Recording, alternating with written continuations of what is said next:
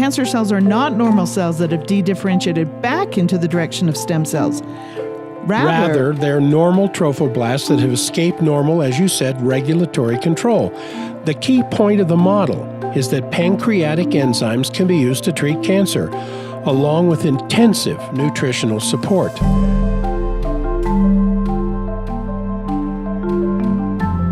Hey everybody, it's Dr. Jack. And Mary. And we're here with podcast episode 112. If you have cancer, no doctor will tell you this. Part 2. Part 2. Yes. We're excited. We got a lot more stuff to tell you this time. Yeah, as usual, some of these podcasts we've been doing are too long for one episode, so we break them into 2. And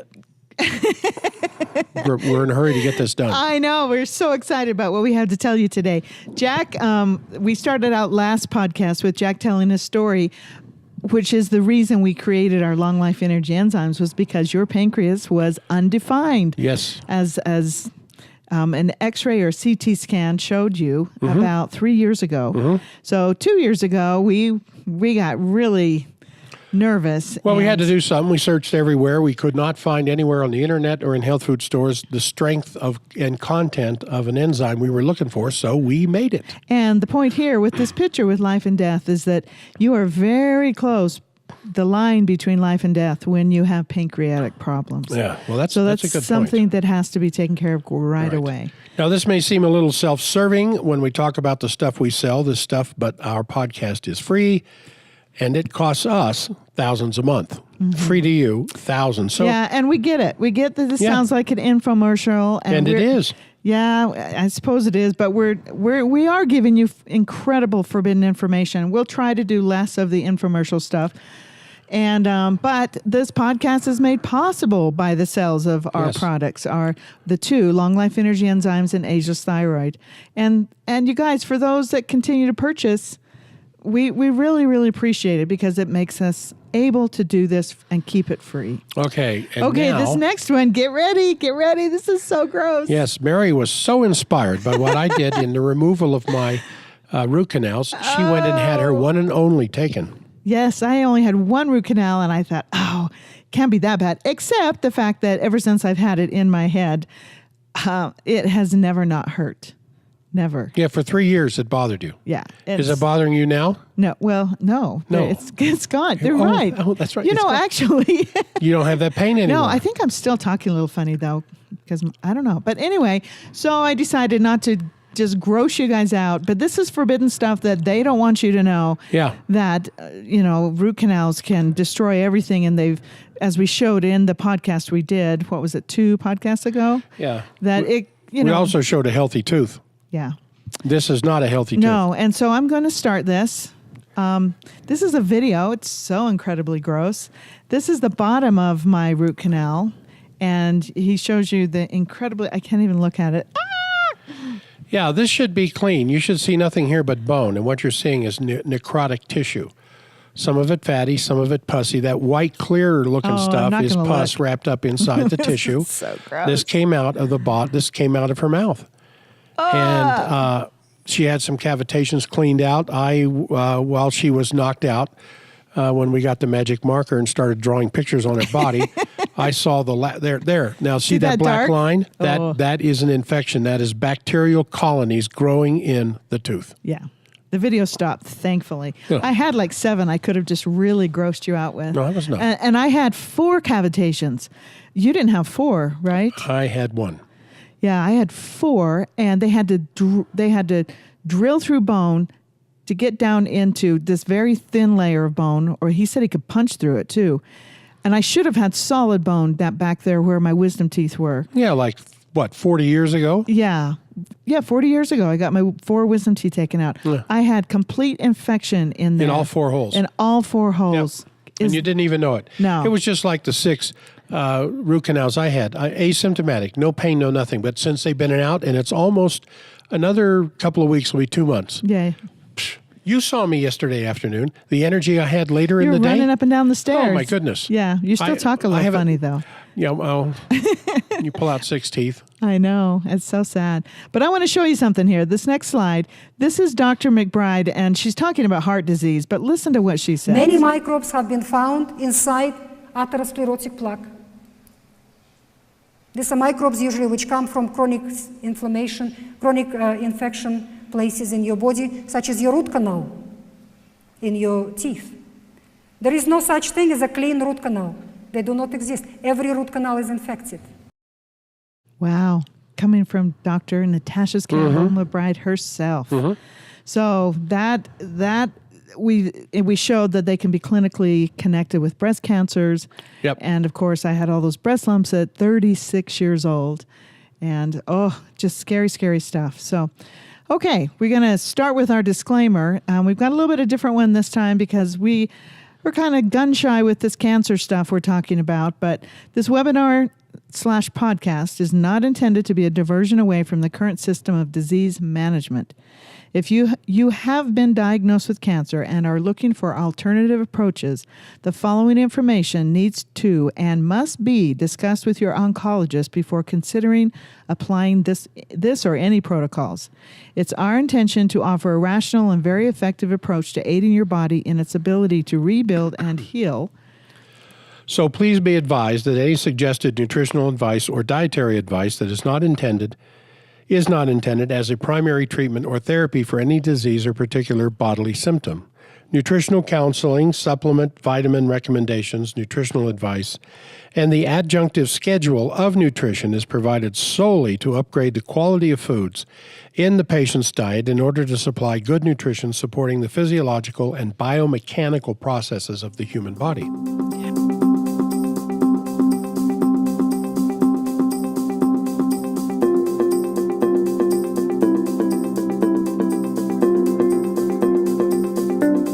We're going to do just a real quick review. We talked about the 3 different types of digestive enzymes, protease, amylase, and lipase, and how they break down from protein to amino acids, carbs into sugar, and fats are broken down into fatty acids with the enzyme lipase. We also talked a little bit about we talked a lot about the trypsin and the chymotrypsin. We got into it pretty intense. And we're going to get into it a little bit further today. Yeah, we're going to do a little bit more. So hold on to your seats because it's going to get a little complicated, but it's going to all clear up in the end. We also talked about these 2 papers that were at the end of the podcast. You could download them. The History of the Enzyme Treatment of Cancer. They're both by Dr. Nicholas Gonzalez, MD. And the Gonzalez Therapy and Cancer, a collection of case reports. This one's really interesting because it's got a lot of people talking about what happened to them. It's cases. Picture of Dr. Beard. Yep, who started the enzyme treatment of cancer back in the early late 1800s. Yes. And then, of course, what went wrong?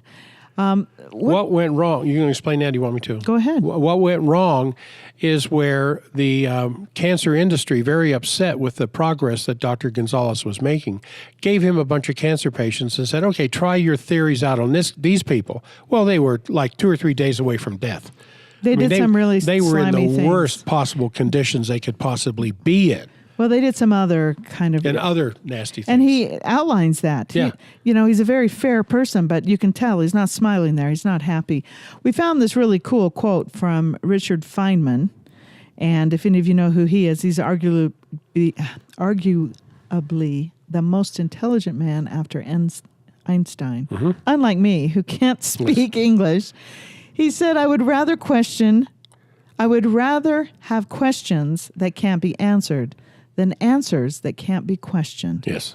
And that is the big thing with cancer therapy and treatment. And it's a big thing with Forbidden Doctor. Yeah. You can't question. We had quite a little uproar with our 2 podcasts on vaccinations because you can't question the medical authorities on vaccinations. No. So we had answers, but they can't be questioned because they smack up against the programming we've had since children. So I love that. I would rather have questions that can't be answered than answers that can't be questioned. I think that's very good. Then we'll go on with the Enzyme Treatment of Cancer, the book that Dr. Beard wrote in 1911. I'm going to give you another one right along with Richard Feynman. I like this. Sometimes people don't want to hear the truth because they don't want their illusions destroyed. Because we're going to do a podcast on that. Yeah, coming up here before too long. Breaking out of the tribe. All right, Dr. Beard, in his book, The Enzyme Treatment of Cancer, published in 1911, and we have a copy of this, in fact. Yeah. He talks about his laboratory experiments with animals. He found out that during embryogenesis, now that embryogenesis, when conception takes place, it's called a conceptus, and then that conceptus becomes a blastocyst becomes a trophoblast, the trophoblast produces the embryo becomes a fetus, the fetus becomes a baby. So when we're talking about embryogenesis, we're talking about the earliest stages of human formation. I just wanted to throw that in there. And so he found out that when the earliest stages were taking place, many of these newly formed stem cells, which is big in medical research today, did not end up within the placenta itself, but these stem cells would migrate throughout the various developing tissues and the organs that are developing in the developing fetus to form all these undifferentiated, nests of stem cells that remain in place for the duration of the person's life. The stem cells that you have in your heart, your liver, replace your heart, replace your liver cells. They repair the dying cells.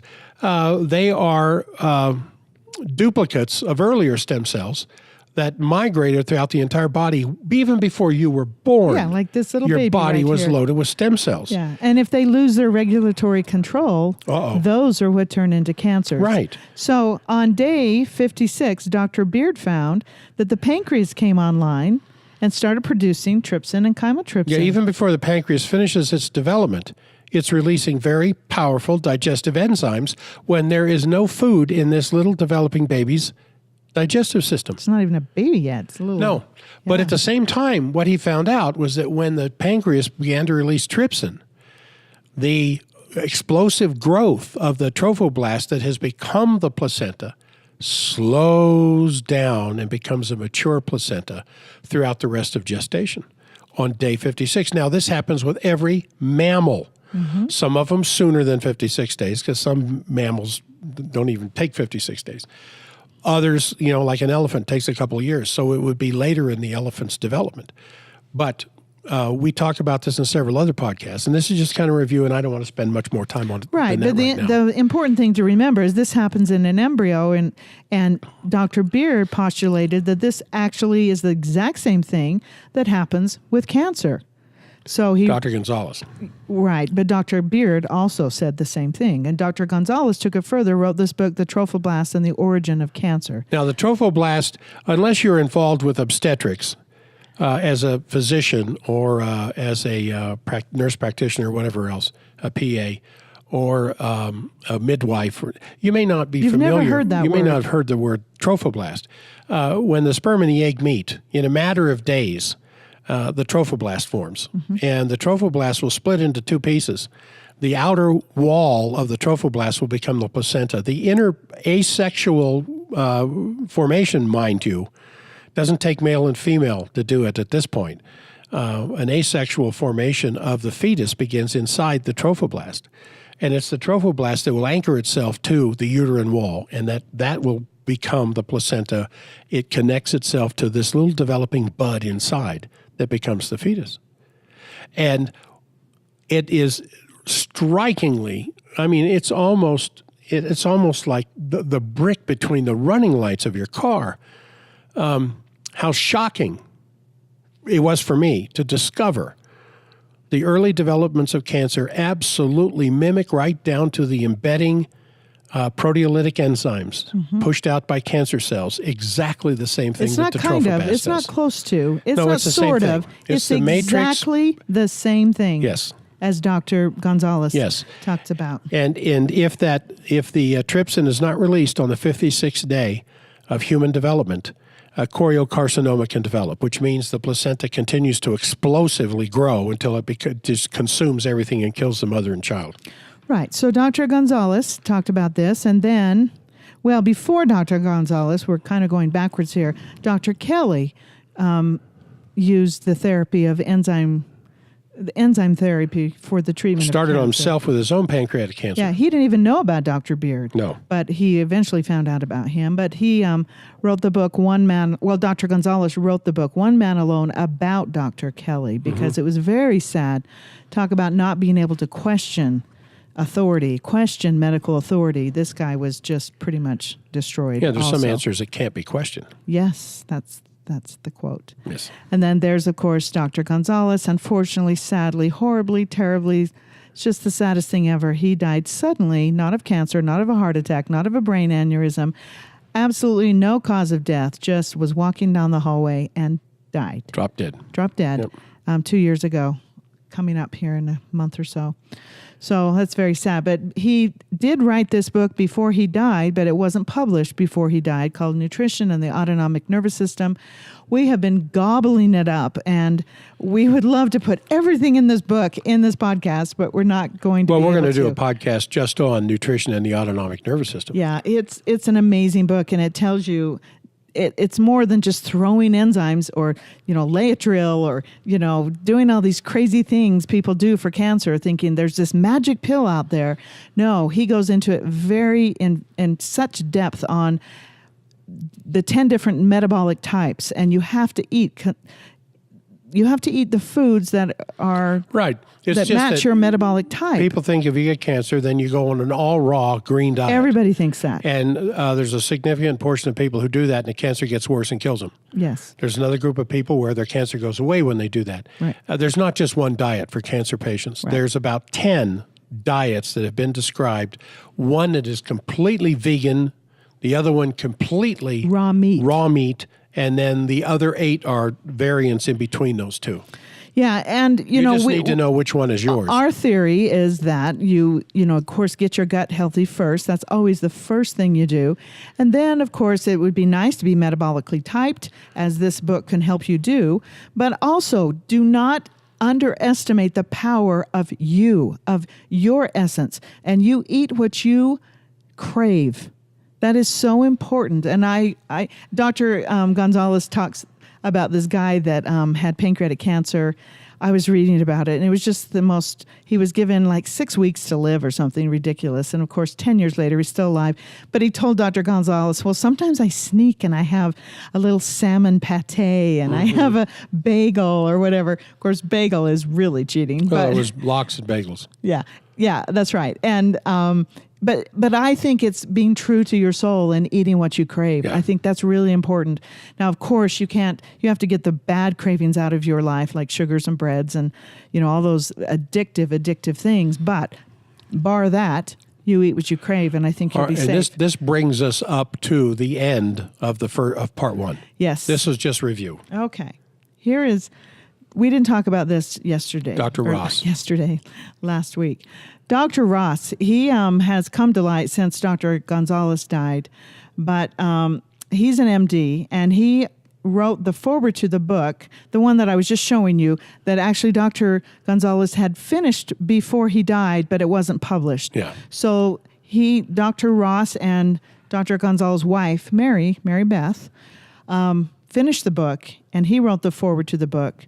And he's on the board of the Nicholas Gonzalez Foundation, which they've just since established. He's working with the other board members to develop a teaching and training curriculum for the treatment of cancer and other diseases using the Gonzalez protocol. So here's another example of enzymes and how they can support a person that's been diagnosed with cancer. And we want to quote from his prologue because it was so good. Yeah, I'm quoting now, and it goes on here for a couple of minutes. The trophoblast model of cancer, which is what we were talking about earlier, where the placenta, in its explosive development to feed the developing baby, does not slow down its explosive growth and runs haywire. And the same thing with stem cells. When stem cells lose their containment chemistry, and they go haywire. The regulatory control. Thank you. That's what I was looking for. The regulatory control.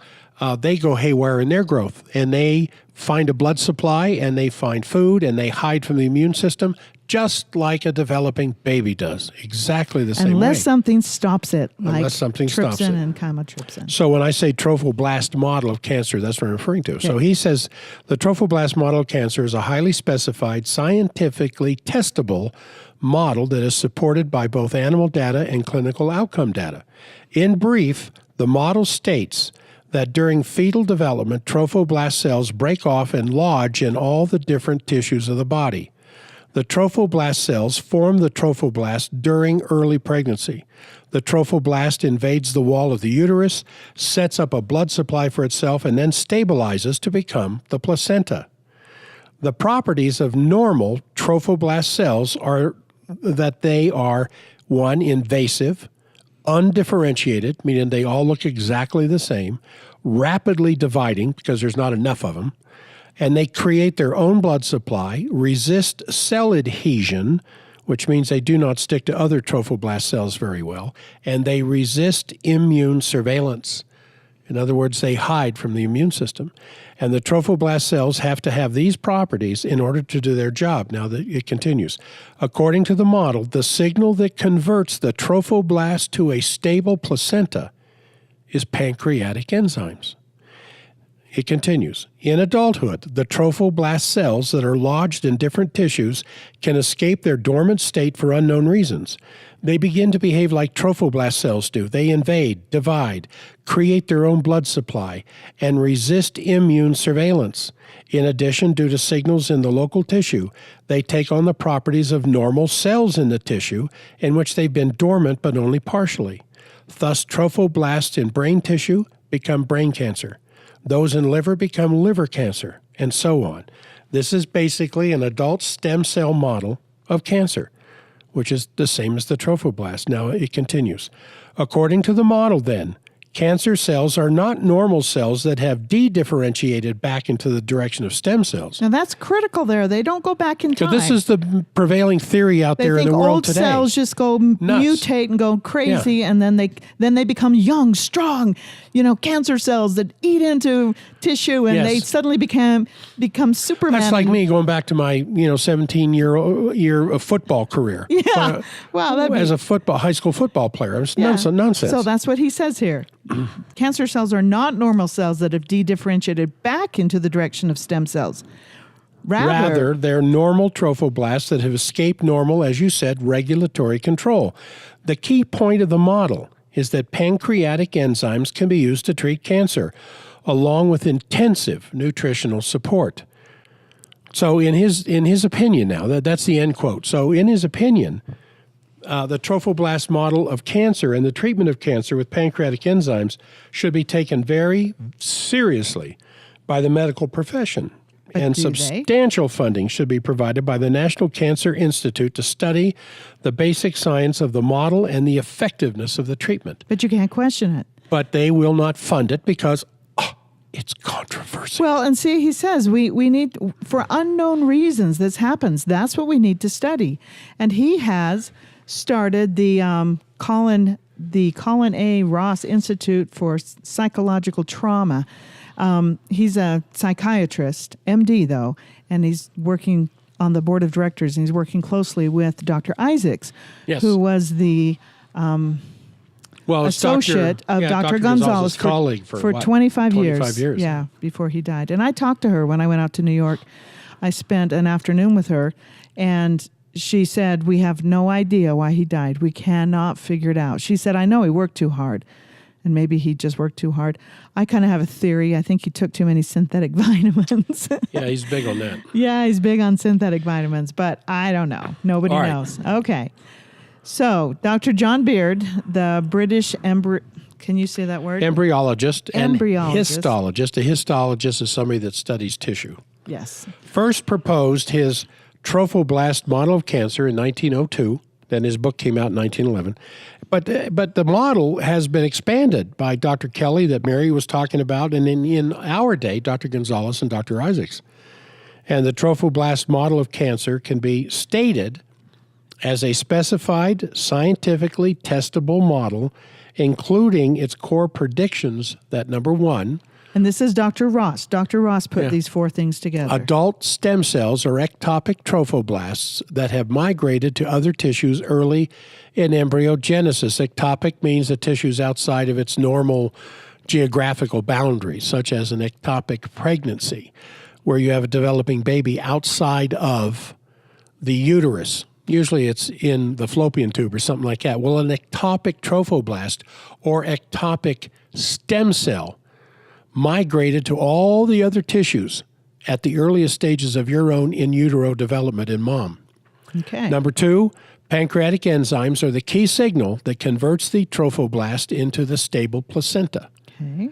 Number 3, cancer arises from trophoblast or stem cells that have escaped regulatory control. Something turned on a haywire switch inside of those stem cells. We think it's environment. We think it's what you eat and the chemicals and all the GMO and the glyphosates and everything that we think it's more environmental. Vaccines, not so much genetic. Yeah, but there is a genetic component, and right. one of the highest percentages that I've seen from a source I trust, 2 to 3%. Might be genetic. Yeah. The rest are all we environmental love to blame influences. it all on that. Not yes. not the Fruit Loops that we ate for breakfast this morning. Yes. So it's amazing that people live. Or the 400 grams of carbohydrates you eat every day. Or the Diet Coke. So if you get what we're talking about here, when you are a little teeny embryo, you get these little stem cells or trophoblasts, as they call them, that migrate through your body. So you get them all through your body. And guess what for? To protect you. So if your liver gets damaged,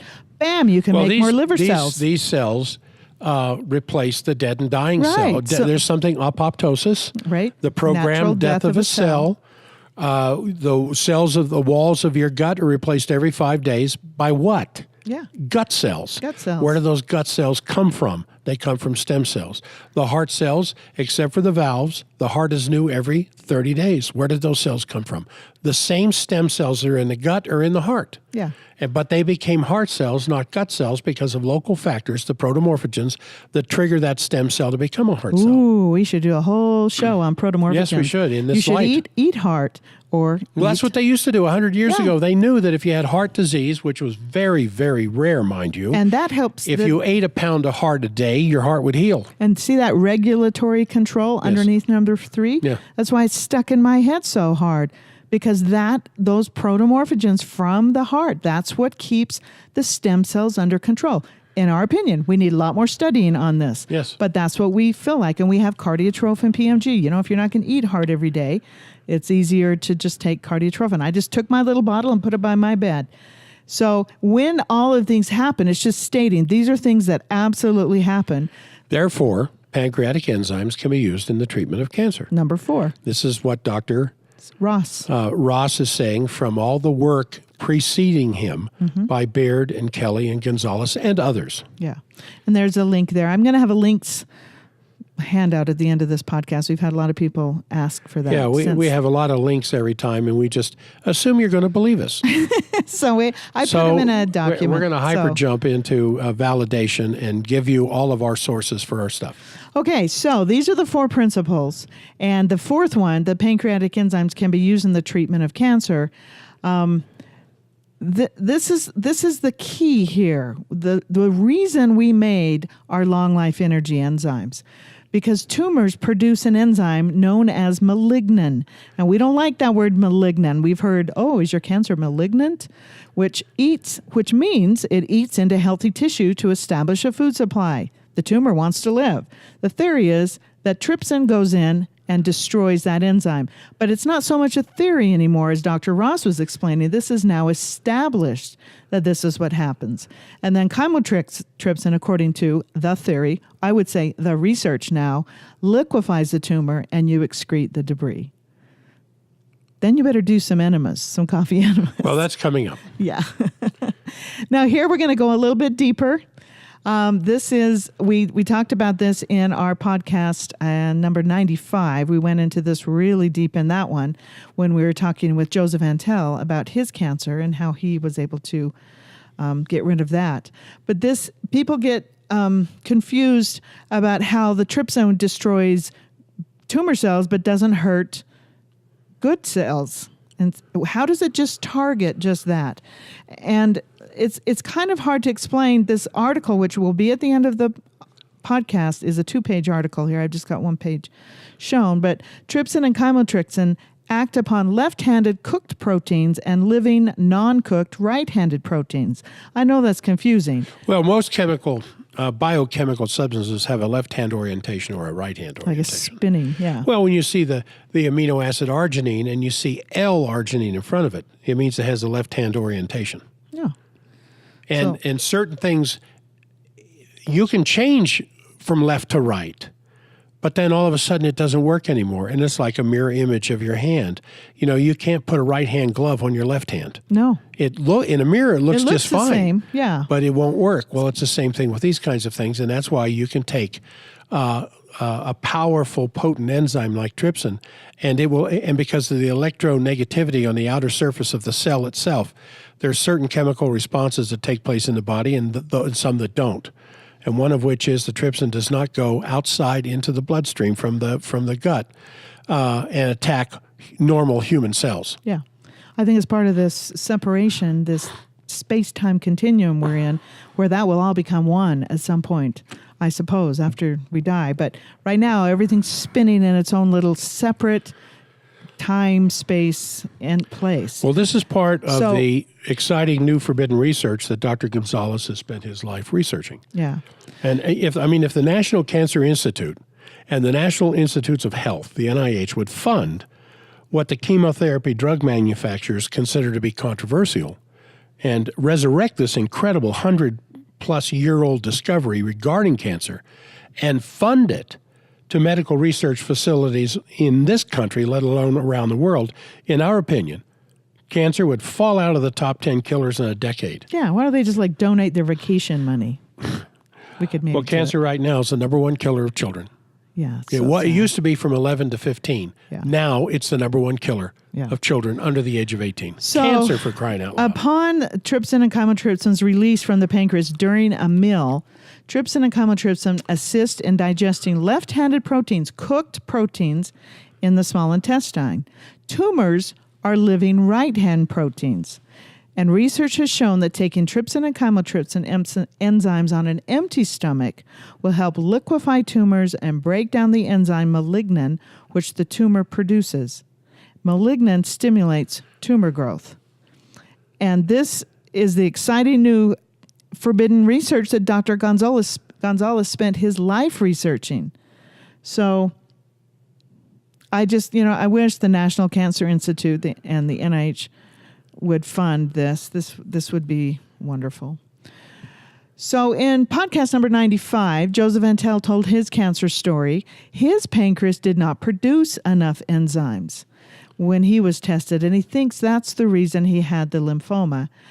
He didn't have any chemo, no radiation, no surgery, other than a lumpectomy. He took 2 years off, and he created and followed this protocol we have up on the screen. And in 2 years, his bone marrow was normal in PET scans of April 2007 and the end of 2009 and the end of 2011, but he hasn't got another PET scan since then because he doesn't want the radiation. So that protocol, or his protocol, will be at the end of our podcast. It's also on our website if you simply search for cancer in the symptom box when you come in and you're a member of join our little family. Here's a CT scan when Joseph Antel had his cancer. See it all in his lymph of his neck and down in his spleen. Well, the dye that they put in has an affinity for sugar. And cancer cells will concentrate sugar within the cancer cell because that's the only food the cancer will eat. Right. So you see on the image on the left up there on the neck, you see all that black stuff on the left. That's where the lymphoma was. And the second longer arrow is pointing to a spleen, where there was a concentration of cancer cells because the spleen is a lymph organ. Then 2 years later, you see the comparison scan, and those two spots are now clean 2 years later. And those are his kidneys that are there and his Well, the kidneys bladder. are getting rid of the dye. Yeah. So that's why the dye is there. And then that black spot at the bottom is his bladder where the dye is leaving the body completely. Luckily. Yes. Yeah. So we talked about that. And because this can be so rough on the body when the trypsin and the chymotrypsin liquefy these tumors, you can die from the debris of cancer. Cancer is very, very toxic.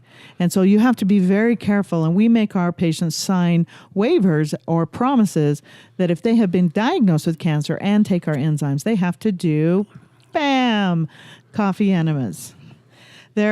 These pictures show very old petroglyphs. Is that the right word? Hieroglyphics. Where did I get petroglyphs? Well, petroglyphs are over here that are stone carvings on the outside of, you come from petroglyph country. I You know. grew up in I petroglyph know. That's why the country. word just popped out of my mouth. Okay. There you go. But back in Egypt, see the little ball he's got? He's preparing an enema for whoever that guy is on the left. And then there's Horus. is that who it is? And then there's the 1800s. You know, they're trying to be as genteel about it as they can, but people have known for a long, long, long time that enemas are very restorative. They're very important for detoxing and all the cancer debris. They are mandatory in our office because the purpose of the enema is to remove toxins accumulated in the liver, and the caffeine travels via the hemorrhoidal vein and the portal system to the liver, and it opens up the bile ducts and allows the liver to release bile, which contains the toxins, of course. Yeah, but part of the body's detoxification system is through the bile. Yeah. And Bile is not only used to emulsify fat, it's used by the liver to detoxify itself. So that's very important that your liver is able to make enough bile, dump it into the gallbladder, and then when you eat something with fat in it, it stimulates it and it starts pumping out the bile so you can emulsify the fat and use that incredible fat in your body to heal. But not most importantly, but very importantly is to get the toxins out. So... Well, coffee enemas were outlined. Interestingly enough, the Bible of healing is the Merck Manual. And until the late 1970s, you could find coffee its enemas. use and how to do it in the Merck Manual. And it also helps with constipation, which is a common side effect of the massive die-off with tumors. And you mentioned already the theobromine in the caffeine. And what it does is it triggers the hemorrhoidal vein, and the reflex through the hemorrhoidal vein causes the ducts, DUCTS, inside the liver to open up and dilate and allow more of the toxins to flow out. So, yeah. And when you are detoxing, you will become constipated more often than not. So it's helpful with that too. Okay. So we talked about in the last podcast 2 really incredible case studies that Dr. Gonzalez did, but we have a couple of our own. They're not huge, but they're pretty cool. They're more anecdotal than a case study, but we could write a paper up on it. We could. We could find somebody to publish it. Yeah. We could have a control group. No, you don't get to take long life energy enzymes. Yes. No, I don't care if you do have cancer. See, it would be immoral. We couldn't do it. So these are real people. This is a woman that had been diagnosed with colon cancer, which we were only supporting nutritionally. We were not treating her cancer. We supported her nutritionally while she followed her oncologist's advice. But she did use our Lee enzymes and had a very intensive GAPS diet and personalized supplement protocol. And here's what she said. Hi there. Wanted to share with you during the recent exam, the doc did not feel the tumor or any scar tissue. Yay! They will follow up with a PET scan in May. And I wrote back that I am so thrilled. Yeah, that's good news. This is your phone, but I wrote it, so I said, that it was me. That's good news. Please stay with Mary's protocol. You need to stay ahead of the problem, not catch up. It's very difficult to get that level of nutrition from just better food choices. Yeah, so a supplementation program is really critical for her. And then here is somebody that this patient used our Lee enzymes with the GAPS protocol, and he sent me this text through Facebook the other day. It says, hey, you, thought I'd let you know. Remember what got me onto GAPS? The ultrasound scan that showed a growth on my liver and how they told me to keep watching it until it becomes something. Well, I stuck to GAPS and watched that sucker disappear. So I asked him for a formal testimonial about this. And just 2 days ago, he sent me this. He said, wow, 2 things. I'm so glad I waited on that testimonial for Lee enzymes, or Lee, he calls them, because I can now add the effect of getting back on it. I feel so freaking amazing, so much more energy, and actually much more positive and calm. Crazy, huh? But he still didn't send us his testimonial until 2:30 in the morning last night. I got this text from him. Well, actually, it was a Facebook post, and then he posted it on Amazon. And I have to read it to you because it's just amazing. He titled it, "You have an unidentified mass on your liver." 2 months before my 27th birthday, that was the scariest thing I ever heard in my life, that you have an unidentified mass on your liver. I couldn't help but think, how did this happen? It can't be true. It's not fair. It all started a few months earlier, just a mild case of acid reflux. Over months, it got worse and worse and worse till I could hardly keep any food down. So my doctor told me to change my diet, and when that didn't work, she ran a battery of blood tests, which shortly after revealed my liver functions were off the chart. So an ultrasound scan revealed an unidentified mass on my liver. At the age of 27, all my doctors could say was, there's nothing we can do but wait and repeat the test in 12 months. I mean, that doesn't inspire a lot of hope, does it? There's nothing we can do. Well, isn't that what they said to you? Did they not come back when it's cancer? Yes, they did, but still, Dr. Beard, he published his book in 1911. Yes. This is just criminal. So, that kind of passive, let's just wait for it to become cancer approach seemed insane to me. So I started researching, looking for anything more proactive than just waiting for cancer. And that's when I found Dr. Jack and Mary Stockwell's Lee enzyme compound. Mary told me to throw away the horrible diet. He didn't write that, but I just said that. It was a horrible diet, no fat. It was just terrible. Mary told me to throw away the diet the doctor gave me and got me on GAPS. Got me on the GAPS diet combined with the Lee enzymes. In less than 2 weeks, the acid reflux that was driving me crazy was gone. But we can get rid of acid reflux pretty quickly. In 4 weeks, I was back to being able to eat almost anything, including the things the doctors told me for 15 years that I was allergic to, with no indigestion or reflux. That's huge. After 10 weeks, I repeated my blood tests. It was pristine. 3 months ago, I finally repeated my ultrasound. The mass just vaporized, disappeared.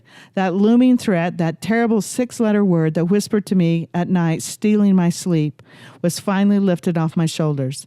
Thank God and thank Lee. Oh, isn't that beautiful? Dr. Royal Lee. That's what we named our product after. And then he said, an update. I recently started taking Lee enzymes again as I was feeling low on energy and was afraid to go down the same old path once again. He should have never stopped taking the Lee enzymes. I know he's young, doesn't have a lot of money, but he said, in just a few days, I started feeling much better, lighter, more energized. After 2 weeks, it's like the clouds parted and summer came early this year. So incredible. That's an incredible one. Yep. He's only 26 years old. Bam, Jack. Could have saved another life. We can't prove that, but that is just fantastic. And he's such a great person, too. That's what's even more wonderful. And it's there for everybody to see at Amazon. Yes. You go to Lifelong Energy Enzymes and then read the comments. Oh, his heading has saved my life at 27. Oh, good. Oh, it wasn't. You have an unidentified mass. So saved his life at 27 years old. We had another text that came in. Here's a text I sent to another patient that has cancer. And just this patient had just started on very light chemotherapy, and he's very scared. And I took care of him for headaches and neck and shoulder tension. I wasn't taking care of him for cancer, although he did ask us some nutritional recommendations to support the immune response. So I said, I've been meaning to get hold of you since Jen, and Jen is our office manager, told me you are starting on a little light chemo. I thought you might like this good news. Our patient, a fellow with glioblastoma that Jack started taking care of about 3 weeks ago, has been on our Lee enzymes ever since. He is on day 5 of double chemo and has experienced 0 side effects from the chemo. He owes that to the enzymes. He just had an MRI that shows no regrowth of the tumor. He had glioblastoma multiforme, which is featured in the movie Collateral Beauty with Will Smith, the one that took his daughter. Yeah. Yeah. Well, it was removed last December. We started taking care of him about a month ago. And there has been no regrowth of the tumor. He just went in, and he's going to go back in the summer for another scan. Yeah, that's very sad. Then we put a picture of Ted Kennedy up there. He lived for 15 months. Yeah, that's what took him out. Once it was diagnosed, he lived about 15 months. Yeah. So now, how have diets changed in the last 100 years? I mean, why did we produce these enzymes? Which is very easy to answer. 100 years ago, when our great-grandparents ate off the land, the foods that they ate were loaded with enzymes. Yeah. And how to just pick up a vegetable or a piece of fruit from a tree and let it sit on the counter in the kitchen. Leave it alone. What happens over the next several days? I mean, it softens. It eventually turns to mush. It basically disappears. And that's the work of the enzymes in the plant. And if we are healthy and have strong, robust gut health, we have the enzymes in us to digest animal foods. But if we don't, then we need some help with supplemental enzymes. And, you process a steer and let the steaks hang uncooked for 2 or 3 weeks, and what happens? The meat tenderizes. I mean, that's the work of the enzymes on the meat. That's the really, the really expensive steakhouses will tell you that their steaks have been hanging for 4 weeks. And that's the work of the enzyme inside the meat. What triggered it? What triggers that? What triggers the enzyme to go to work? Rocky, though, it triggers it. Well, you smash the ribs with your fist long enough, and the enzymes are released.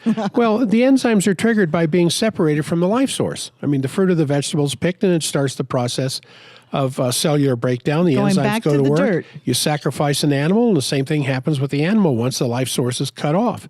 Now, if we all ate raw, including meat, most of the time, then some of us would be healthier by far, but that's probably just not going to happen in this sugar-laden, vegetable oil, chemical-laden food that we can hardly avoid nowadays anywhere.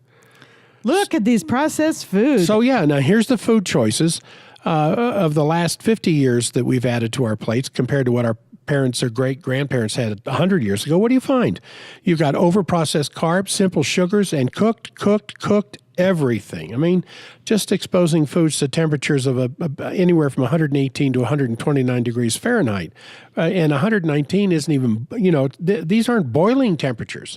119 is considered scalding. I mean, that'll destroy virtually every enzyme that's found in the food. And the products in these pictures, because they're just, notice how the yellows and the reds prevail there. That triggers digestion, interestingly enough, but that's a story for another time. Mm-hmm. But the products in these pictures, they give the impression that they're associated with grain. But they are so removed from the original grain itself as to no longer represent a grain of wheat or oat or corn or rice. I mean, but we pick these things from the Cheez-Its plants, and we pick these things from the Triscuit plant. Yeah, for sure. And yet the food industry wants you to believe that when you consume these foods, you're consuming grains. I mean, that's akin to a dead person in a casket that's been made up with makeup and dye to look as they did when they were in their life. Ah, well, There's a big difference between the two. Enter the dead zone. Aha. The dead zone is the middle part of the grocery store. The live zone is all around the edges, where the produce department is, the milk, the meat and fish cheeses. department, the meats and cheeses, those kinds, the dairies. Yeah. Those are the living parts.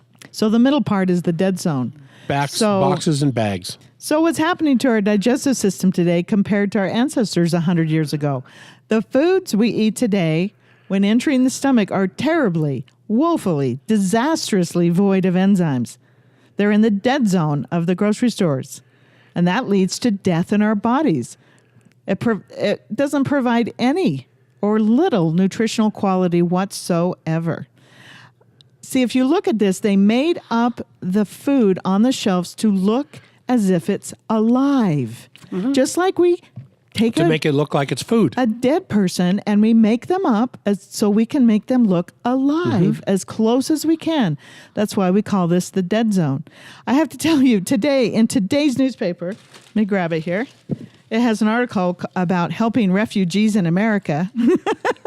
This kills me. It says, coming to America as a refugee is no easy proposition. How do you get a telephone? How do you get to the doctor? You like that one? Yeah, not how do you get to your chiropractor. Right. Or an acupuncturist or a naturopath. No. It's how you get to the doctor. And then here's the kicker. What's the stuff in the box marked cereal, and how do you prepare it? Yeah, one of the most absolutely unhealthy foods on the planet. That's what they say. They're going to help you with these refugees. We're going to show you how to eat cereal. How to prepare the stuff in the box. That's in the article. I was thinking... Then they will need the doctor. Yeah, I wanted to go and volunteer, a couple hours a week. But, who has time? But that's what I would love to do, because I would love to learn from them what they eat and why aren't your they children eat. Dying of cancer? Yeah. You come from a terribly bombed out, depleted land. Why You're aren't looking they for all... a new land. That's what our Statue of Liberty represents. You're welcome here, but we've got some questions for you. Yeah, we're going to tell you how to eat the stuff in after a box. we get through telling you how to eat Fruit Loops, I would like to know why your kids aren't dying of cancer. Yeah. Why don't you get UTIs every other month? Why is your skin so healthy looking? Yeah. Why do you have beautiful babies and easy births and all these things? I mean, that you're going to need a doctor after eating the stuff in the box. Why don't you have the explosive autism rate we have in this country? Why are your ladies fertile? Why aren't you infertile like our women? Because they don't eat that stuff in the box, and they don't know how to prepare it. Okay, so what we have today is exhausted pancreas. This is why we put our enzyme product together, because the absence of enzymes in our modern food requires the pancreas to not just work overtime, but to practically never stop. Yes. It's called pancreatic burnout. And the incidence of pancreatitis and pancreatic cancer, they're just continuing to explode everywhere. So I put this slide up here with pancreatic burnout with some symptoms of pancreatic burnout. So there you see a picture of the pancreas as it's coming off of the duodenum. There, the pink semicircle C-shaped thing there with a little hole at the top. That's where the stomach attaches to the duodenum. And then the thing that looks like corn on the cob cut in half there, that's the pancreas that attaches to that circle in the duodenum. And yours was undefined. Yeah, it was undefined. And after taking the enzyme for what, year and a half? Year and a half. 2 years? I don't know. Then I had another complete pancreatic study done last December. No cysts. No cysts anywhere, no problems, no nothing. Kidneys were clean, liver's clean, pancreas is clean. Yeah, that was about, what, a month ago? December, Christmas time, during the Christmas break. Woo, 4 months ago. Yeah, so we have exhausted pancreas, and here are some early signs of pancreatic dysfunction. Yeah, here's a pancreas that's probably a professional teaching two other pancreae. And he's telling them that, well, can you read that? As a pancreas, we release lipase and amylase into the blood when we get hurt or inflamed. Both levels rise within 2 to 12 hours. But in 3 days, amylase levels return to normal, but lipase stays elevated for up to 7 to 10 days, helping in late diagnosis of pancreatitis. Right. So people who go into the emergency room doubled over with stabbing pains in their stomach and they do a blood test, this is one of the things you're going to look for. Because any normal person that's showing no signs or symptoms of anything really, let alone pancreas, will have small amounts of lipase and amylase in the bloodstream. Amylase breaking down carbohydrates, lipase breaking down fats.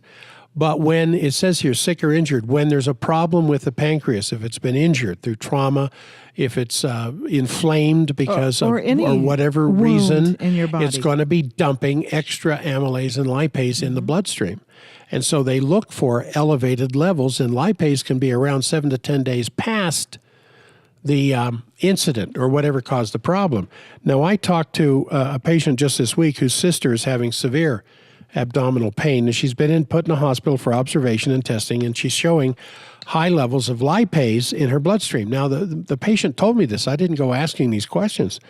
When she's eaten nothing, practically nothing at all because of the severe abdominal pain, yet she has high lipase levels in her bloodstream. Yeah, cutting up what? Exactly. And so this is a classic sign of serious problems with the pancreas, and she asked me if her sister should be using Lee enzymes.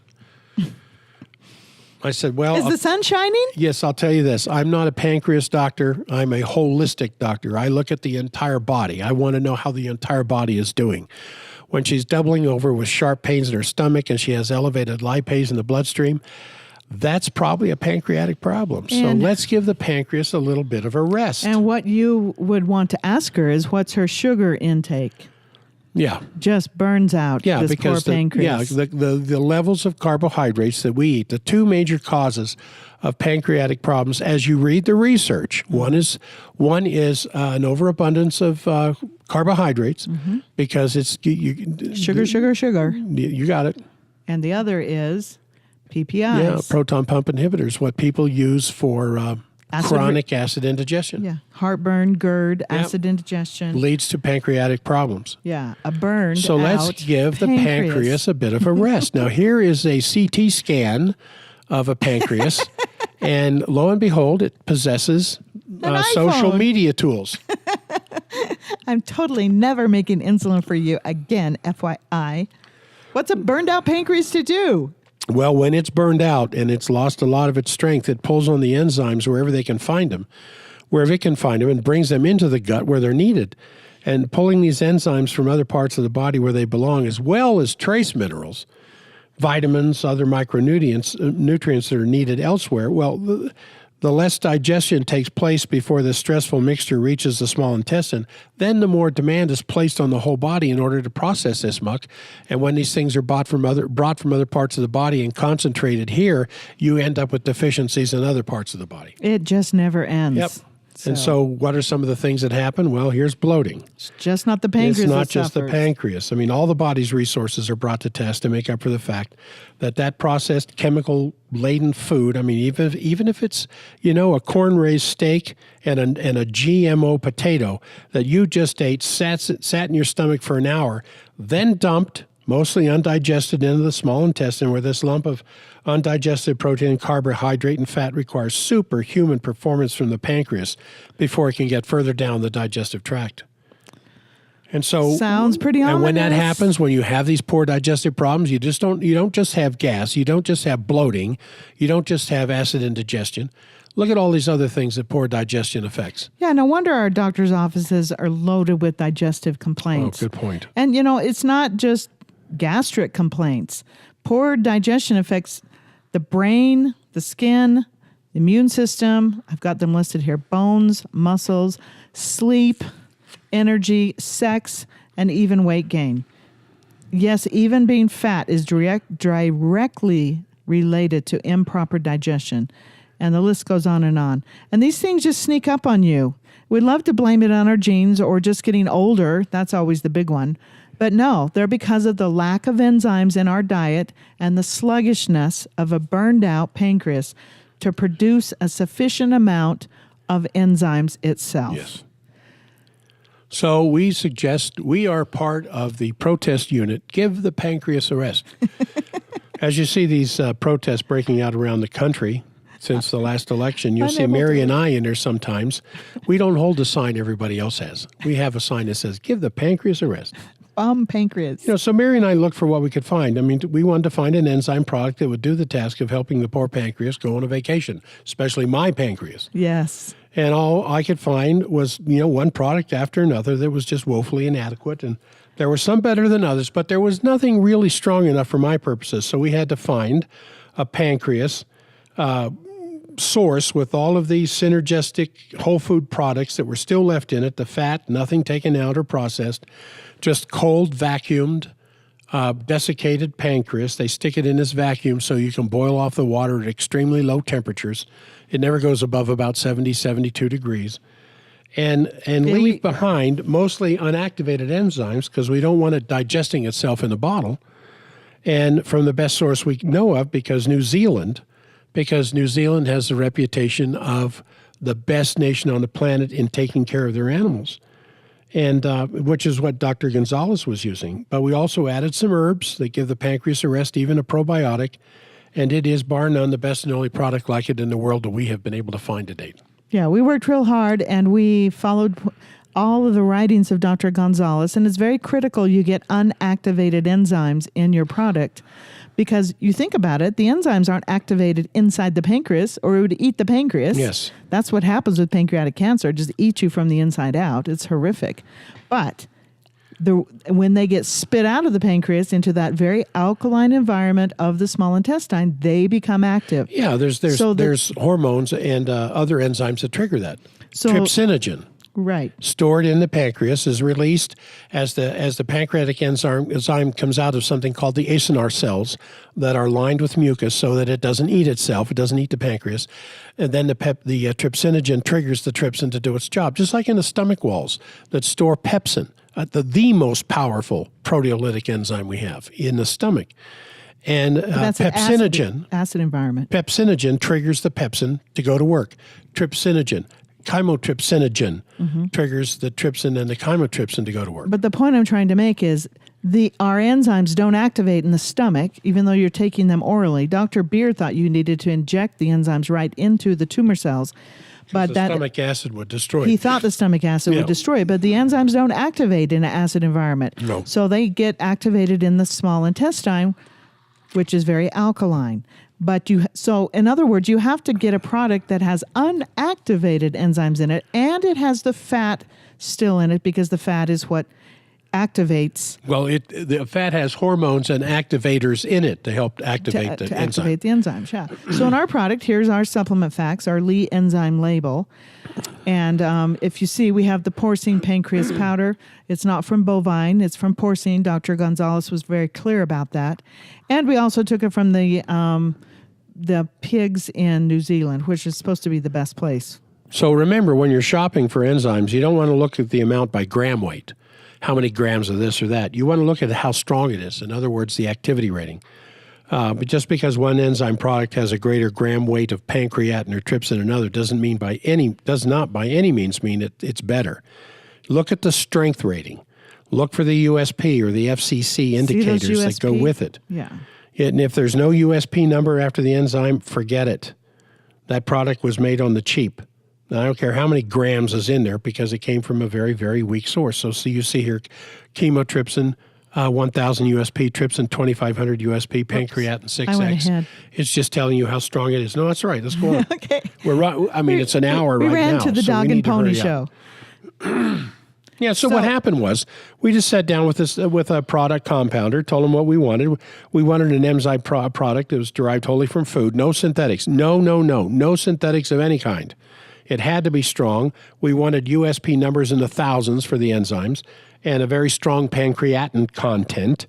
And I'm telling you, the compounder just about wept. He said he's tried to talk companies into doing this for years. They don't want it because it would make the product too expensive. I mean, almost all companies make a product that has to compete in the marketplace. So what do? Well, they use the cheapest stuff they can and then turn it over to their marketing department and let the dog and pony show begin. Ta-da! And he said this product would not be cheap. We said we don't care. We want the best that can be made. Yeah. So we've talked a lot about the digestive part of the pancreas, but there's another chapter to this, and this is the exocrine part of the pancreatic gland, which... the endocrine part, which produces the hormone insulin. Yeah, and here's what a healthy is in this picture here. The top part you see, and again, there's the pink part is the top of the small intestine, the duodenum. The yellow is the pancreas that comes off of it. It releases insulin, and the reason for insulin to be released is that you see glucose there trying to get in the cell. There's an insulin receptor there checking the ID of the glucose to make sure it's old enough to get inside the cell. It's the, what do you call the guy there at the front door? Bouncer. The bouncer. It's a bouncer for the cell. But hey, insulin says, don't worry about him. I got him covered. Everything's fine. Glucose gets in the cell. Let him in. Now, in type 1 diabetes, the pancreas fails to produce the insulin. So glucose gets heavier and heavier in the bloodstream, and that's why people with type 1 diabetes have to have insulin shots. Because their pancreas is not producing. Because the pancreas isn't making any insulin. Now, you have to understand the majority of the pancreas tissue is reserved for enzyme production. Most of the pancreas is an exocrine gland that produces the enzyme. Just a small part of it's used for manufacturing of insulin. Then in type 2, you got plenty of insulin. There's lots of glucose, but the cell fails to respond to the insulin properly because it's just the insulin receptors are simply burned out from the massive amounts of insulin. And insulin is an inflammatory causing hormone. So when we have constant elevated levels of insulin in the system, because we have high carbohydrate intake diets, the cells don't recognize it anymore, and all that insulin is actually irritating the walls of the blood vessels that leads to atherosclerosis. But that's for another discussion. Yeah, we have a whole podcast on diabetes. I don't know what number it is, but it's a 2-part podcast also. And then the insulin's a fat storage hormone, so, even that... If you become insulin resistant, even that lettuce you eat is going to be turned to fat. That's right. So that's why you see so many with people with pancreatic dysfunction and diabetes that are overweight. So we decided, being the holistic people we are, to not just support the pancreas in the digestive part, but also the endocrine part. So we threw in some herbs that give your pancreas a rest. And these are pancreatic supporting herbs that mimic insulin. We have a whole paper on this at the very end. Right. We don't have time to go over don't have time all to of go these into it things. right now, but And we also threw in kombucha, just a probiotic just because. And chlorophyllin we have in there. It's got a beautiful healing effect. I'm going to show you a CT scan of a man's pancreas caked in calcium. Now, this is like if you had a long, hot dog sausage, hot dog bun or something. Yeah, it's a slice. And you took a knife vertically down through it to cut it into two halves. That's how this slice has gone through the body. Looking down through the head, down through the spine to the pancreas. Yeah, but it's right. You're looking from top down, but it's a stomach to the back slice. Okay. So those white ovals on the outer edges are the ribs. The white thing at the very bottom of the picture is the spine. You got muscles on each side. You've got the liver there off to that big gray thing to the left is the liver. And you've got, and then the spongy black and gray thing up there on the right about 1 o'clock is the small intestines. And all that white smattering through there is where the pancreas is. And it's caked in calcium. Why, Mary? Now, we don't treat diabetes or cancer in our clinic. And this product is certainly not for that purpose. However, certain pancreatic problems are the result of the organ simply being exhausted from severe overdemand placed upon it. So there's different ways we can abuse our pancreas. This x-ray shows the calcified pancreas of a 50-year-old man who went to the hospital with severe pain in his abdomen below his ribs and complaining of a violently upset stomach for 2 months. He told the doctors he had been drinking half a pint of vodka a day for 15 years. Okay? So, and then that's that guy that drank a lot. Then there's this guy, this brilliant, wonderful person, Steve Jobs. He was a lifelong fruitarian, and it destroyed his pancreas. He certainly was not drinking 6 shots of vodka a day. Well, I don't know, but his performance at work didn't seem to indicate that. I don't think so. He would have been probably nicer, or maybe he was a mean drunk. I don't know. He'd been experimenting with popsicle sticks instead of computers. Now I see little kids with these little fruit boxes and stuff. I know. And I shake. I know. It's like they're drinking vodka to me. To me, it just scares me to death. Little cartons of fruit juice. Yeah, just fruit all day long. So we put our enzymes together to give your pancreas a rest because of the feedback mechanisms in your central nervous system, primarily through the vagus nerve, will tell the brain sufficient enzymes are now present when digestive enzymes are added to your meals. Using our enzymes. Yeah, so the command to the pancreas from the brain would be slow down, take a break, give yourself a rest. I got this one. Yeah, there you go. And that's what it did to your pancreas. Yes. Got threw this slide in from the Pancreatic Cancer Action.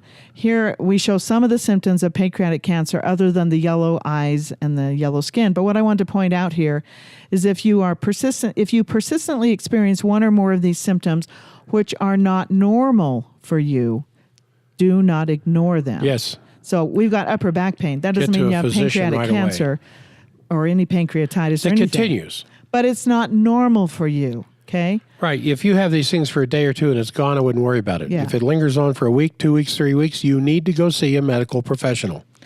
Okay. And also arthritis and enzymes. What's arthritis? But inflammation in the joints. Toxins from the gut attach themselves to protein molecules. And about 1/3 of all protein in your body is collagen. It's a wonderful elastic protein that holds our bodies together. It gives us rigidity and structure. The problem is collagen has many receptors on it, which are popular for toxins from the gut. They attach themselves to the collagen, and they change the 3-dimensional structure. Yes. So the immune system finds it and attacks it. Your joints are almost, and that's where you get the inflammation. Okay? Yeah. Your joints are almost all pure collagen. All the ligaments around the capsule, the liquid inside, they're almost all pure collagen. That's the cause of arthritis. So removing toxicity from the body, your arthritis will disappear no matter how chronic it is. Now, Lee enzymes support the removal of toxins in the joints of your body. I was really surprised when I started taking Lee enzymes that my joints, I was surprised I had some toxicity in them. I thought I was, the model of health. But I'm telling you, I was stiff in the morning. I remember. Actually, for quite a few months I was starting to get worried. And then, bam, it went completely away. So now I take the Lee enzymes for energy, like that patient talked about, how he just feels great on them. Yes. And it also helps me pop out of bed in the morning. Another thing I've noticed too is I have a H spot on my face that's disappeared. Do you remember this? Can you see that right? Well, you can't see it. It's gone. I can't get past those eyes. I'm sorry. Yeah, I had this H spot on my cheek and it's gone. Wow. So weird. I am now doubling my enzymes. Yes. The human body has a beautiful process in it called self-regeneration, where your body is set to repair and restore, where all the cells in the body live a short life, and then they die, and they get replaced by stem cells. Now, we want those stem cells to not mutate. Yes. So if you stop damaging your joints with horrible processed foods from the dead zone of the supermarket, as we talked about earlier, all the sick cells will be shed off and replaced with healthy cells, and your arthritis will be gone. Yeah, I've seen that with many, many patients. They tell me, do you have something for arthritis? And I say, yeah, it's a new diet. Yeah. What do you mean new diet? I said, well, you've heard me talk about GAPS. You're going to start with GAPS, and then you're going to stop putting toxic foods into the system. Well, I had Your done body will GAPS, get rid of the arthritis. And the Lee enzymes is what took it over the edge. That's what finally just got rid of every stiffness and joint there was. So it isn't just that the pancreas gets a rest. You'll be getting so much more from your food because of much more digestive power added to your meals with the enzymes. So I know I put a hamburger there, but too bad. You'll get the enzymes from that hamburger and the lettuce and the tomato. And individuals with digestive challenges are often unable to produce sufficient quantities of digestive enzymes, and they are unable to effectively digest your food that you're eating. Improper digestion causes significantly more stress and inflammation in the gut lining that ultimately leads to the degradation of the mucosal membranes and the complications of leaky gut syndrome. So this is the foundational thing. When the mucosal membrane is damaged, it is then unable to secrete the appropriate enzymes. Yeah. And we end up with a vicious cycle that causes more gut inflammation. Just going to play Dr. McBride. Raw egg yolks have been compared to human breast milk. They literally require very little digestion, they absorb very quickly, and they provide us with beautiful nutrition. Lots of zinc, amino acids in their single form, so your proteins can immediately be built. Lots and lots of B vitamins and lots of other wonderful things. When we cook, obviously all that nutrition is still there, but it is more difficult to digest. Cooked egg yolks are harder to digest. Many people get it repeated on them, get reflux from it, and some people get constipated and get gas from cooked eggs. From raw eggs, you will not get that. Raw egg white recently has been discovered to chelate toxic metals. That's amazing. So we can remove, by eating raw egg whites, we can remove mercury and lead and other toxic metals out of the body. What I recommend to people when they start juicing, on the GAPS nutritional protocol, you've made your glass of juice by pressing vegetables and fruit with your juicer. Break a couple of raw eggs in it, best quality, from pastured chickens, organic, and a tablespoon of your sour cream that you've made at home from raw cream. Whisk the whole thing, and that turns it into like a milkshake consistency. We call it GAPS milkshake. And that will remove all those stones from your liver, improve your bile flow, improve your fat digestion, clean up your liver, and remove many toxic metals and give you fantastic nutrition. Many people have it as a breakfast. 2 eggs in your glass of juice, sour cream, the juice, you've drunk it, off you go. You won't be hungry until lunchtime, and you will get the best nutrition. So, well, you should to know. Yes. Raw eggs have no taste. You can put them in any people drink. go, Oh, they freak out. Doug Steffen the other day. Yeah, but a raw egg has no taste. You can put it in anything, any drink. It's not going to affect the taste. You can whip it up, whisk it up. Our son gets 2 raw egg protein shakes every morning. He's 6'4". A 2-egg protein shake. He just gets 1 shake. Oh, sorry. There's 2 eggs in it. There's a bunch of other things in there, but there's 2 raw eggs in it too. Okay, and he says he doesn't get hungry until lunch. Yep. He's a big boy. So I know you're sick of it. I do it in every single podcast. This is the forbidden information. You have to finally. I think it takes like 7 times you have to see a commercial before you go, oh, I think that applies to me. Yeah. So Oh, there's some truck commercials I've seen 100 times, and I'm still not going to buy one. Especially the Buick ones. But anyway, you should apply this. You should. You should to know the raw egg whey shake is very good. It's very fluffy and frothy, and delicious. The kids will fight over it. We also, in our product, our Lee Enzymes is filled with turmeric, and there's multitude of studies showing how that is very supportive in a cancer protocol. So Jack and I opened 4 capsules on our tongue. This was a fun experiment. Well, you want to test. It's a test if you're already taking some digestive enzymes now that aren't ours or are ours. Here's a little test you do. Yeah. You take 2, 3, maybe 4 of them, open them up, put them in a teaspoon, dump them on the back of your tongue. And they should taste meaty right away. There should be a meat taste to it. And a little greasy. And it'd be a little greasy if there's fat. Or if it's not greasy feeling or if it's not greasy tasting, there's probably not enough fat in it. But ours has enough turmeric in it. Ours tasted like turmeric flavored meat. Yeah, it was curried meat. Curcumin, yeah. So and it's powdered. It's super dry, chalky powder. And I almost coughed a little bit.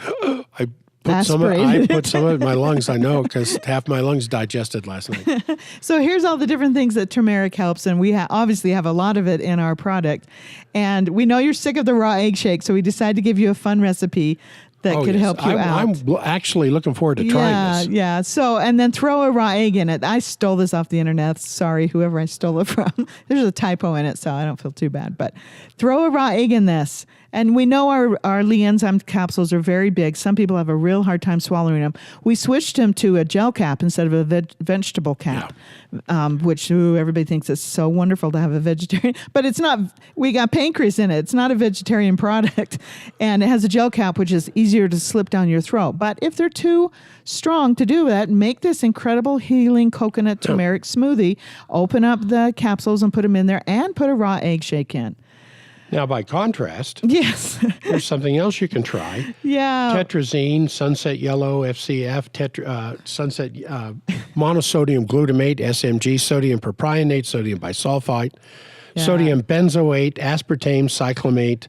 This is what our refugees get to look forward to, these kinds of foods in America. Can you imagine that? Isn't that so sad? They're going to be coming from food from the earth to food from the dead zone. Look on the left, the bottom left. Do you see that I give them 2 weeks, maybe 3 weeks. We're out of here. We're going cavities. The one on the left, it doesn't have high fructose corn syrup, but those canned fruit things, man. There's those cherries right there. The erythrocene and the tetrazine are food dyes. Yeah. To make that fruit look like fruit. And then those cherries are mummified. Well, look at the maraschino cherries in them. Yeah, they have formaldehyde in them. Crying out loud. Yeah. So when we take our digestive enzymes on a regular basis with our food, the stress level on our pancreas is reduced, as well as the rest of the body, for that matter. So with today's overprocessed and overcooked and chemical-laden food, our body needs assistance. But the added thing is if we take the Lee enzymes on an empty stomach, they will scour the body for not self and cut off its food supply and liquefy and excrete the cells, and you don't even know that's happened. So it's a beautiful thing. So wanted to point out, too, that enzymes are for pets, too. 50% of all dogs over age 10 get cancer at some point, AARP says. So we mix them in our cat food also. She's had a little cold the last couple of days, and we've been putting them in there. So to recap, the 10 symptoms of low pancreatic enzymes are bloating and cramping, diarrhea and constipation, flatulence. Oh, my favorite. Low energy, fatigue after meals, weight gain, food sensitivities and allergies. Boy, that's everybody in America. Food in the stool. How many times do you hear that? Well, I've heard of older people, come into especially you for lettuce. gaps. Yeah. Especially lettuce. They'll say, we don't have digestive enzymes for that stuff. We do not have digestive enzymes for plants. Yeah, it's a long, complicated discussion of gaps, which we're not going to get into right now. But that's a bad sign. Your pancreas is not producing the enzymes to break that stuff down. Nutritional deficiencies, and then Number 1, cancer. So I say all the time, enjoy the peace that comes from foundational healing rather than the useless frustration of managing symptoms. And Dr. Jack says, Bring your pancreas back to its normal, healthy state. yeah, Give it a break. These are all the things that the Lee enzymes can help. The big one at the very top slows the aging process. If you break down your food well enough, you'll be able to repair and restore those wrinkles, that sagging skin. Oh, the age marks The on little your age face. mark on your face. Yes. Well, you know, I think I had a lot worse age marks myself, especially on the back of my right. I always say that. You know, if you get rid of all the cat scratches and cat bite marks on the back of my hand, Oh, wait. I don't think they're nearly as There much as was they one on used my to be. hand, too. Oh, it's still there. Well, Oh, yeah, I'm I gonna still have have to a double. couple, but I'm telling you. To double. You It know, won't I get to thought- my hands. That's a I- peripheral. I It'll take a forgot long all time to about get to this. that. So it helps hypoglycemia, heartburn. It's a complete digestive support. It's very foundational. The two products we made are very foundational. One for the endocrine system, one for the digestive system. Helps with bloating, lack of energy. That's a big one, lack of energy. That's why we call them long life energy enzymes. Diabetic support, gut dysbiosis, achy joints after a while. Morning person problems, insulin dependent support. We have a lot more testimonials about insulin and how Lee enzymes have helped that. But today's podcast was for cancer and supporting that type of thing. And also dementia and Alzheimer's support. Yes. We don't have time to go through each ingredient on the product, so you can pause the podcast and read it here, or the handout will be at the end of the podcast. But there is no other product like this in the world to help bring back your pancreas to its normal, healthy state. The statements made in this webinar about specific products have not been evaluated by the United States Food and Drug Administration and are not intended to diagnose, treat, cure, or prevent disease. All information provided or any information contained on or in any product label or packaging or this webinar is for informational purposes only and is not intended as a substitute for advice from your physician or other healthcare professional. And if you like what we're doing in these podcasts, there are several ways you can support us. You can leave us a positive review on iTunes. That will help a lot. Ask us questions, give us feedback at the end of this podcast. We would really appreciate that. We're not getting enough people commenting at the end of these podcasts. So don't be shy, comment. And you can join our family by filling out a symptom survey. So remember, you can always call, text, or email us with questions, and we will help you. Every now and then we get a little bit behind, but we're trying to catch up. We'll eventually get there, and we can start a health revolution and rip a hole in the healthcare universe. And we will see you next week. See you all next week. Thank you for listening to the Forbidden Doctor podcast. If you are curious about long life energy enzymes or ageless thyroid, you can purchase them without a membership from our website at forbiddendoctor.com or get our enzyme formula from Amazon.com by searching the full term Long Life Energy Enzymes. Don't forget to take our obligation-free symptom survey to get a free personalized supplement protocol recommended for you by Dr. Jack, Mary, or one of our qualified nutritionists. Take the survey, get a call from our nutritionist to create a protocol and a patient login, then use that login to see your own personal protocol along with any favorites you've saved from our symptom library. Remember, our website and our clinic are here for you always.